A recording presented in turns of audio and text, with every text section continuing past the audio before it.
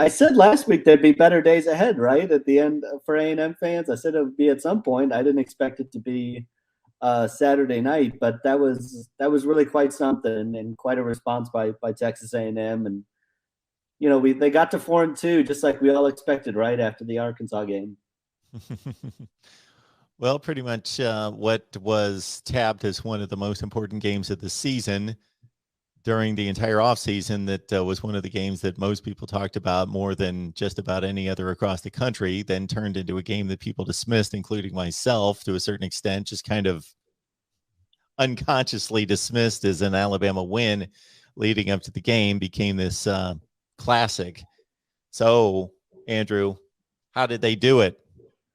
Well, it was quite a response by A&M, and they really, quite frankly, did all the things that we kind of talked about in the weeks leading up that they needed to do. The offensive line probably played their best game of the year. Didn't allow any sacks, which if you had told me going into the game that they were going to hold Alabama without a sack, I probably would have told you were crazy. They got off to a good run in the ball, which I thought was key because it just allowed, and we saw what happened in the second half when this didn't happen, but it just kept them in the manageable down and distances, and you didn't really force Zach Calzada into a lot of uncomfortable situations. So he could settle into the game, and he just seemed like a different quarterback. He seemed more confident, more decisive, especially in the first half.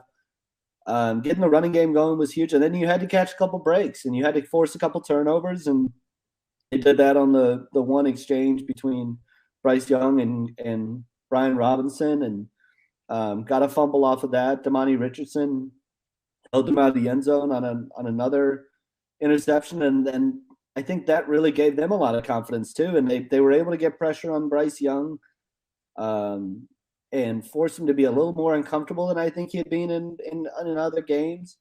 And then defensively, I thought their red zone defense in the second half was huge, holding Alabama after 2 long drives to a couple of field goals to even keep a 31-30 game, just to preserve that lead because the defense was absolutely gassed. I think at one point Alabama had run like 28 plays to A&M's 13 in the second half or some crazy statistic like that. And so just A&M's defense stepped up, even though they gave up 38 points, stepped up, got timely stops, timely turnovers. And they just did what they needed to do and had things come together.